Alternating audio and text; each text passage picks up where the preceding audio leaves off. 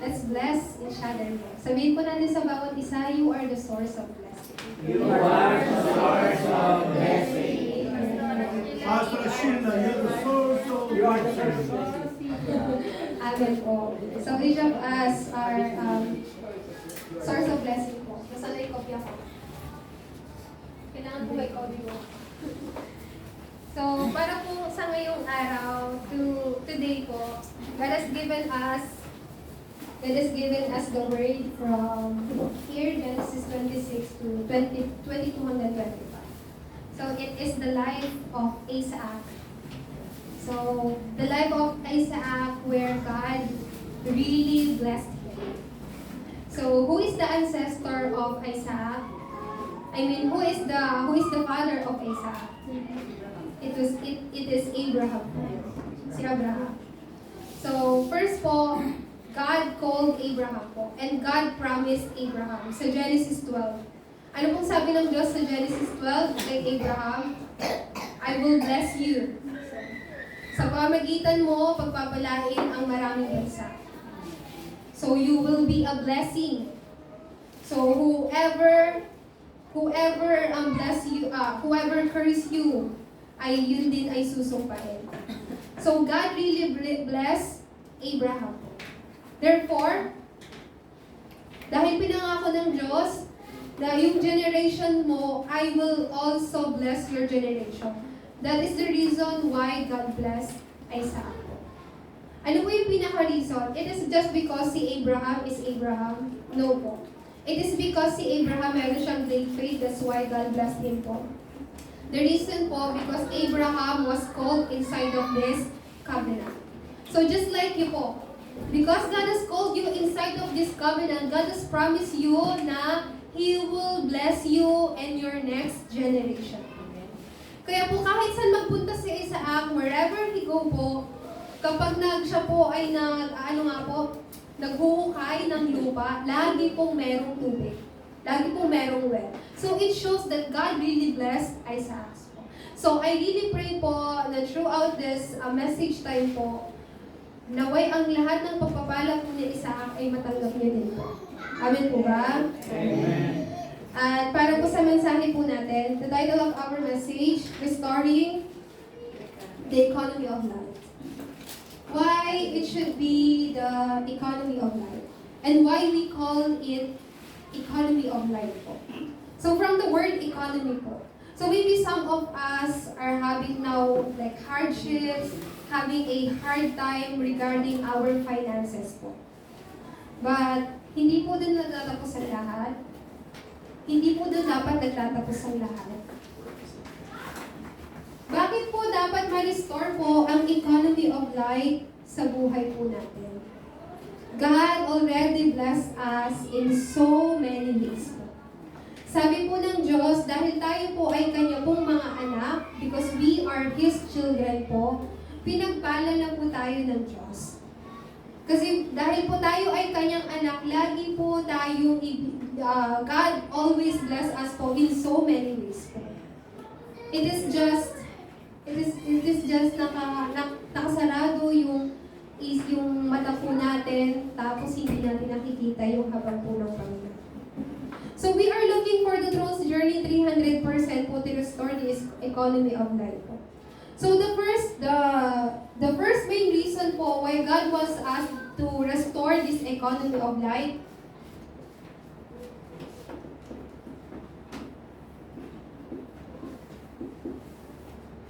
una po sa lahat, it is to save the church po.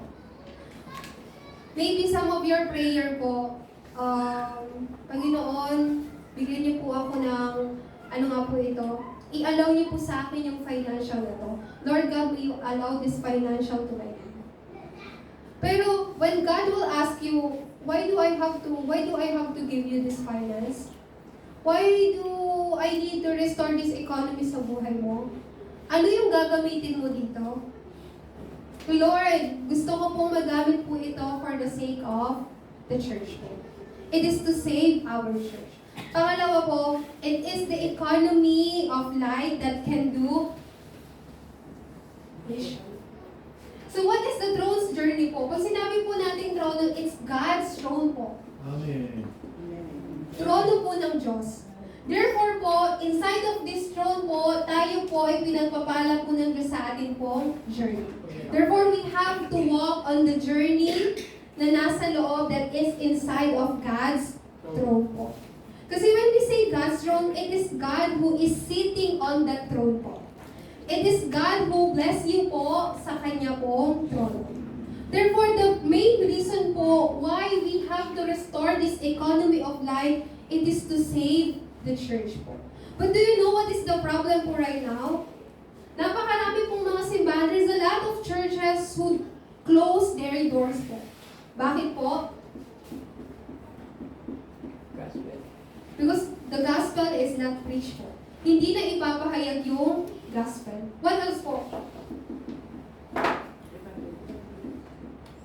There's no evangelism. Sa madali pong salita, they cannot preach this. Si Jesus ang Kristo. When they cannot preach that Jesus is the Christ, 100% they also cannot preach Satan's characteristic. Bakit po natin kailangan, why do we have to save this church po? Kahit yung simbahan po natin.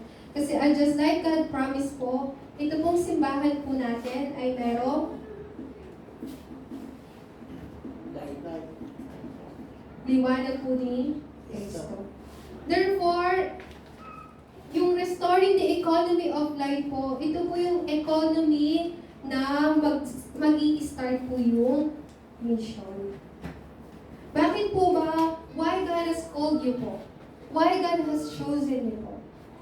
For so many, maraming beses, for so many times I visit Sister Camille's house po. I always ask her, Sister Camille, please come to church and let's worship together po.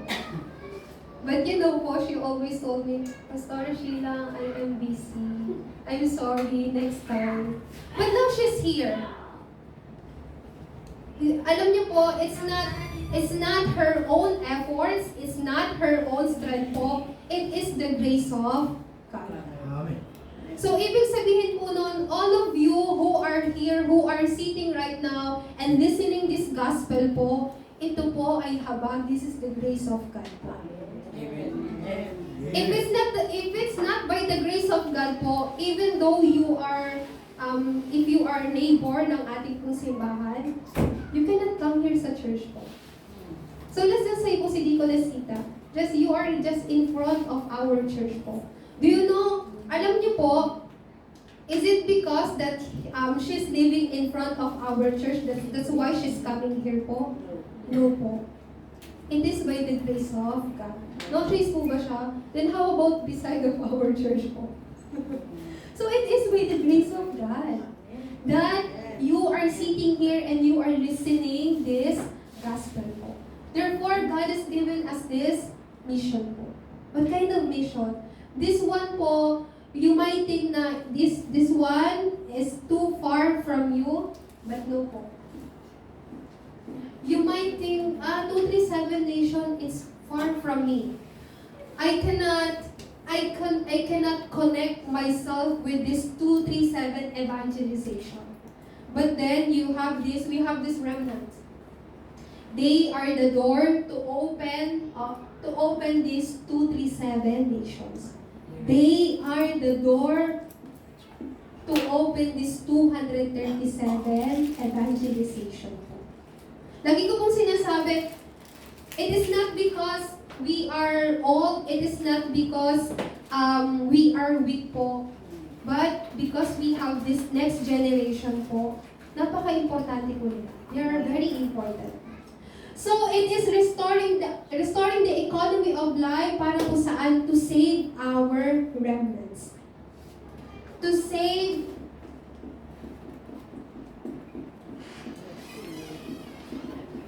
our next generation. Gaano po ka-importante yung mga susunod na henerasyon po natin?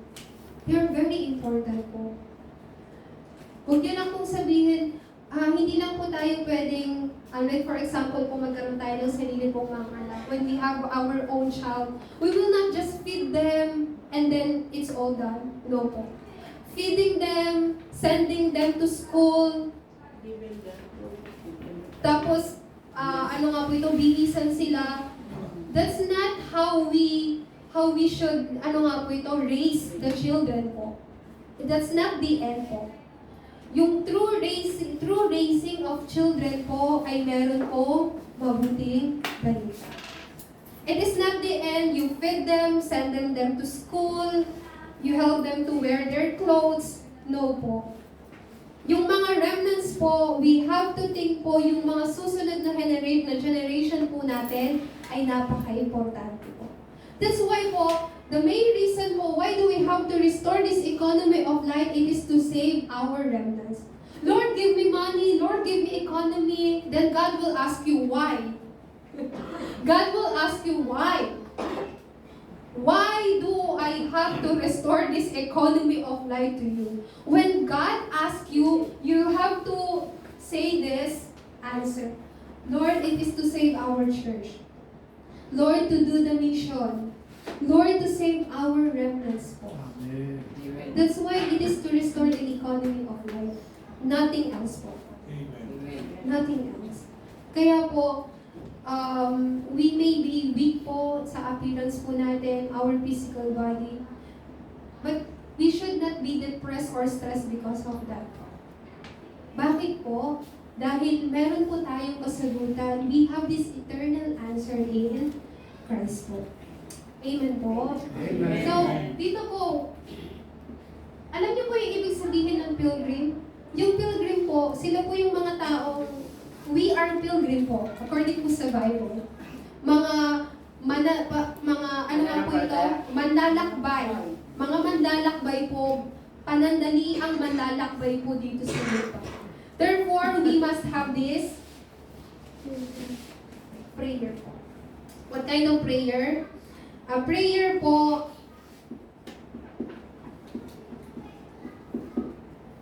that you may accept everything. What is the meaning of accepting everything po? And what else po?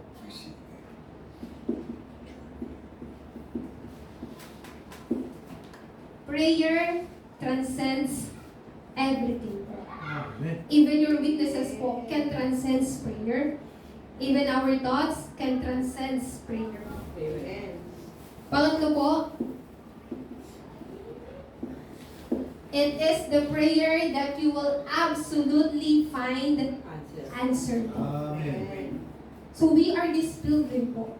Therefore, kapag tayo po ay nananalangin po tayo, Lord, I may not understand this thing right now in front of me, but help me to accept this thing and understand this thing according to your will. Amen po ba? Amen. So, there's a lot of situations po na hindi po natin naiintindihan yung mga bagay. Lord, why is this happening right now? So we may ask so many times po. We cannot understand this thing, those things, what is happening right now. But we are praying na, Lord, I may not understand this thing right now, but sa pamagitan po ng inyong pong will, naway maintindihan ko po lahat. So means, you can transcend everything. Prayer transcends everything. Amen. Bakit po? Why prayer transcends everything? Because it is God who listens to your prayer po. It is God who listens to your prayer po. Because God is the God of Almighty. He is the Creator po. He can do everything po. When God is listening to your prayer po, meaning that prayer transcends everything po. Amen po ba? Amen. God can do everything po. Wala pong bagay na hindi kayang gawin po ng Panginoon. Therefore, sinabi po dito, just like when our spirit is revived po, our body, our soul, our body will be revived also po. Kaya napaka-importante po na oras po ng panalangin. And what else po? We just have to Up to the point na you can understand po ito pong word po na to. Na malalaman po ninyo, I must have this Pilgrim's Prayer. I am this remnant. You are the remnant po. Yung mga remnants po, hindi lang po yung mga maliliit na bata. Not just our little children. A remnant po, sila po yung mga chosen, sila po yung mga pinili, sila po yung mga tinawag po ng Diyos. So we are God's remnant po. So in the Pilgrim's Prayer po, the prayer of the remnant in normal times po ay dapat maging basic foundation po natin. Maging foundational, maging most foundational po natin ito pong prayer po. In normal times po. Kahit sa mga bagay na ginagawa niyo lang po. So when we say 24, we are not talking about just like whole day. So inside of this 24 po, marami po kayong bagay na iniisip. You think a lot. There's a lot of work na meron po kayo. Therefore, this 24 po, ibinigay po sa inyo ng Diyos. God gave you this abortisan po. Kayo po ay mga bartisan. And also, God is our eternal bartisan. So therefore, in our daily lives po, we have this, marami po tayong thoughts, meron po tayong mga word. Therefore, sa loob po ng 24 hours, kailangan po natin i-establish itong bartisan. Bakit po kaya?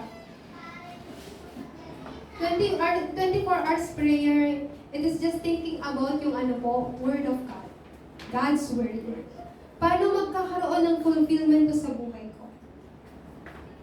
How about this 25 hours po? 24 hours, it's our time po. Ito lang po yung time ng tao. This is all we have. But 25 hours po, it's God's time. Meaning, it's God's power po. So with this we go on a journey. Sa pamagitan po ng kapangyarihan po ng Diyos. Amen. Then, God leads us saan po? Eternal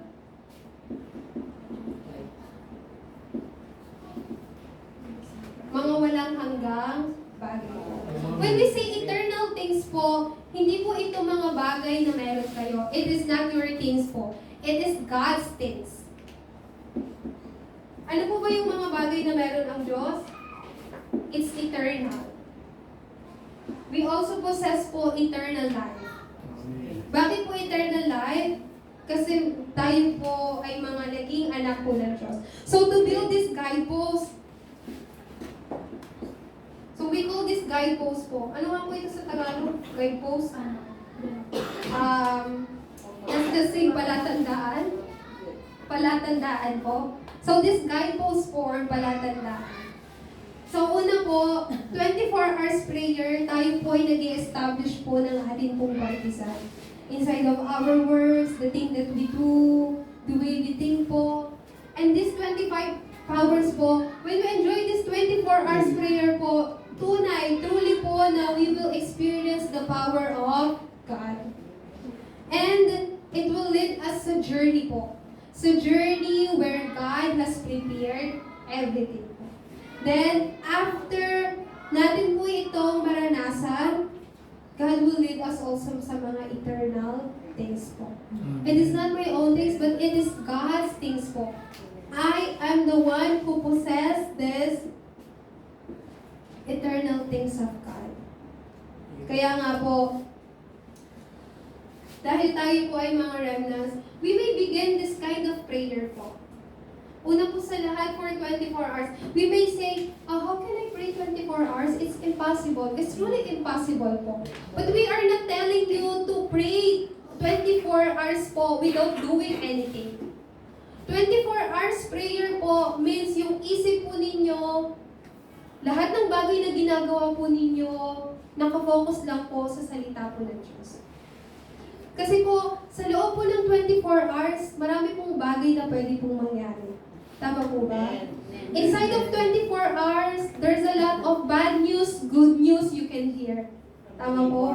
Inside of 24 hours, meron pong mga tawag po nito, you can meet good person, bad person po.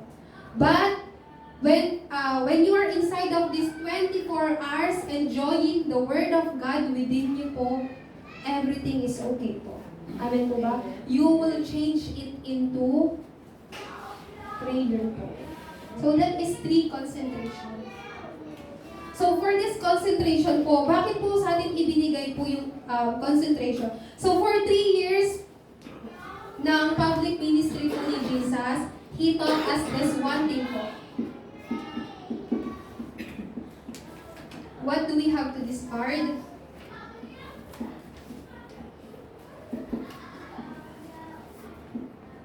Wrong things. Alam niyo po kung kailan nag-i-start yung imprinting po sa bata? So, the start of imprinting in children po, kung hindi po ako nagkakamali, is 3 years old. When they reach 3 years old po, nagsisimula na po yung start ng imprinting po nila. So, huwag niyo pong sabihin sa mga bata, bata pa yan, hindi pa nila naiintindihan yan. Pero kapag nag 3 years old na po sila, nag-i-start na po yung imprinting nila. They can observe everything, the way we talk, the way we act. Yung mga bata po, nai-imprint na po yan sa kanila. But for us adults po, we already have this lots of bad imprint sa atin po. So it is not easy to change po. Therefore,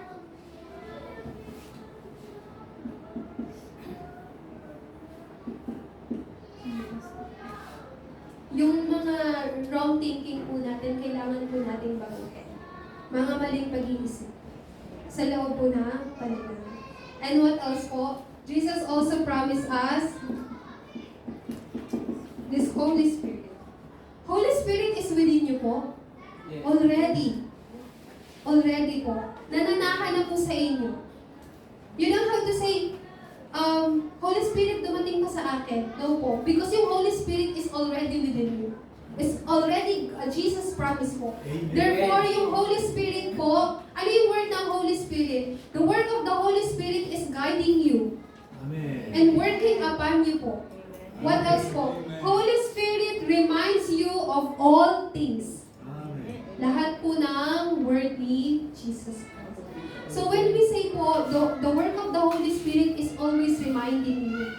When we feel like, for example po, when we feel too down, like because of, sabihin na po natin may situation po, but yung Holy Spirit keeps on reminding you, oh, Teacher Philip, you don't have to feel down. I am always with you. The Holy Spirit will speak to us pamagitan po ng salita po ng Diyos. You don't have to wait, Holy Spirit, please speak to us. No po. The Word of God, sa pamagitan po ng salita po ng Diyos, ipapaalala po ito sa inyo ng Holy Spirit. So the work of the Holy Spirit is reminding you about the covenant, the Word. So pangalawa po, for 40 days, what God has taught to His disciples po, it is pertaining to God's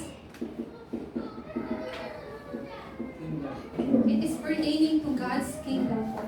So, ang ibig sabihin po nito, it is expanding the kingdom of God on this earth po. That is our mission po. Why we did this why this 237 evangelization kailangan pong mangyari? Why it should be or must be take place po? For God's kingdom to expand dito po sa mundo. Just think about this po. Our missionary is not Filipino. He is Korean. He is already there po. But what is the reason why he came here po? To expand the kingdom of God on this earth. Beginning here in the Philippines po. Amen. So just like for Teacher Philip. Teacher Philip is also not Filipino po. He came from England. So sabihin na po natin nagtuturo siya dito sa international school. But kahit yung pagpunta na po dito, it's part of God's plan po. God sent him dito po, here sa atin pong simbahan. to expand the kingdom of God. Kaya po, for 10 days po, ano po yung ginawa po ng mga disciples? After receiving this, yung message po patungkol sa kaharian po ng Diyos, and after Jesus went up to heaven, what they did po? They gathered sa Mark's upper room. So they gathered sa Mark's upper room. Ano pong ibig sabihin po nito? They prepared for this vessel po to receive the grace from God. So every day they gathered on Mark's upper room po, preparing themselves to receive the grace of God. Kasi sabi po ni Jesus, I will send you, sabi niya po sa Acts chapter 1 verse 8, you will receive power. You will receive power when the Holy Spirit comes upon you. And in Acts chapter 2, nagkaroon po yun ng fulfillment. So meaning to say po, before na magkaroon po yun ng fulfillment, they already prepared themselves po to receive that grace po and power. Amen. Amen. So just like you po, katulad nyo din po, this time is your preparation po to receive the grace of God. Amen. This year 2025, God wants us to prepare our vessel. Our remnants, who's that? Juliana, Jana, and Tintin. What is your preparation right now here, worship? Amen. Your preparation is inside of worship. So do not ever lose your worship. We may not good in academics, but we should be good in worship po. I told to Andrea, if you are not good in academics, at least have a good faith. At least have a good attitude in worship. Kasi alam niyo po yun, if you are not good in academics, then you don't have good faith, then what can you do? What can you do in the future? So just like Pastora Sheila po, I may not good in academics, but I can confidently say I have this good faith po. Amen po ba? Amen. So you may not good in academics po, but at least have a good faith. Amen po? Amen. So this is all for you po. Pang-apat po, this worship po. Worship is everything po. Do not forget that po, worship is everything. Inside of worship contains everything. Do not ever lose that message po. Inside of worship contains everything. You are finding something, you can find that in worship po. You are finding true peace po, true healing, you can find that in worship. Amen. You are finding some, ano nga po ito? Some peace, answer, every healing po, everything contains po inside of worship po. Amen. It is finding your own answer. So every Sunday po, like do not just come here and sit down po. During your worship po, do not just listen the word of God po. When you are worshiping po, pray to God, Lord, help me to find my own answer inside this word. Help me to find your covenant po. So that is true prayer po. Pangalawa po, sa oras po na yun, makikita po natin yung work sa field po natin. Holding on to this word po, it will appear sa field po natin. Makikita po sa field po natin. This is our life. And you will begin to see something that you can, ano nga po ito, magkakaroon ka ng challenge. Something na makakapag-challenge ka po. Just like for example po, starting from today, at least one chapter ng Bible I will read. Just even small challenge po, you can begin po. Amen. O kaya naman po, starting from today, as I woke up in the morning, I will do at least 1 minute prayer with breathing. So just small action po, small challenge po, you can begin po. Amen. Some of our remnants po, our little remnants po, I mean remnant leaders, I told them to write Bible writing po. So just like for example, sila Fab po, ganyan. You may check them po if they are continuing yung pagsusulat nila ng Bible writing. So it is challenge po. Pangatlo po, ano dapat yung maging center po natin? It is talking the rest of our life po. So tabernacle po, according po sa Old Testament, ito po yung time na sinabi po ng Diyos kay Moises na mag-build po siya ng tabernacle. So do you know what is the center of this tabernacle po? The center of this tabernacle is none other than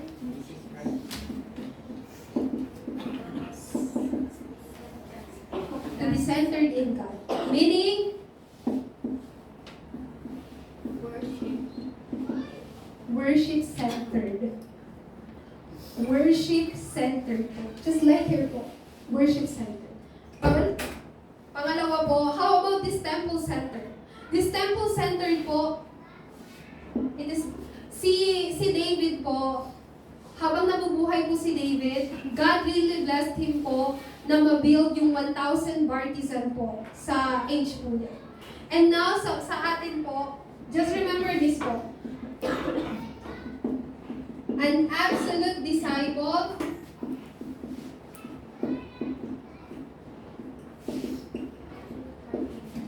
ay dapat pumunta ng field at mag-establish ng absolute baptism.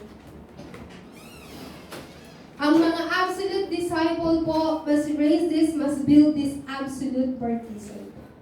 So our missionaries prayer topic po, one of his prayer topic is to build 7 churches po dito sa Philippines. So that is our missionaries prayer topic po. So you have to know that because you are our one body po. So starting from today po, let's pray po na not just a church po, pero yung church na merong ma-release yung absolute disciple po. So that this absolute disciple, when he or she go out to the field po, that absolute disciple po will raise absolute baptism po. Amen po ba? Amen. Pangatlo po, sa ating pong simbahan, church-centered po. I really pray that you may also become this kind of person po. Sa Roma chapter 16, they are church worker po. Church worker. They give all their devotions, their time, even their financial for the sake of mission po. For the sake of Apostles Paul's mission. So I really pray po na you may also receive this blessing and enjoy yung na-receive na blessing po ng mga Romans 16 church worker po. Kasi most of you po ay mga church worker po ng simbahan po natin, mga church officer po. So I really pray po na tunay po na ma-restore po yung economy of life po sa buhay po ninyo. So that you may see also this kind of evidence po. The church worker in Romans 16 had received po. Amen po ba? Amen. Para po sa atin pong pagtatapos, just this one thing po, go into deep prayer po. Except these two things, you cannot do other things on your own way po. What are these two things po?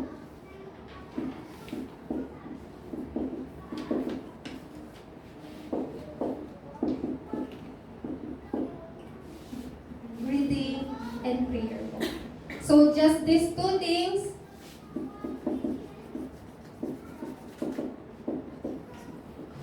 just with two things po, you can live.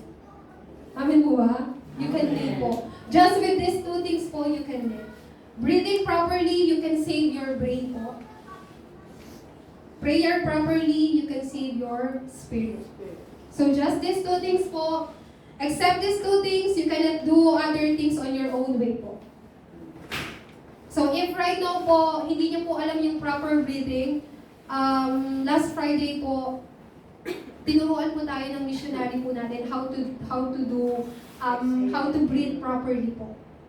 So with that breathing po, samahan niyo po ng along with prayer.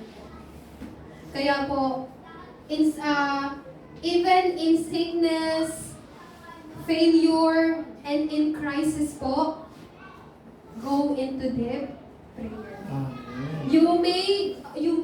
Tawag po nito, nasaan man po kayo, what's this? You may inside of this failure, sickness, crisis po, during those time, you may go inside of deep prayer po. Amen. Amen po ba? Amen. Palakpakan po natin ng Panginoon.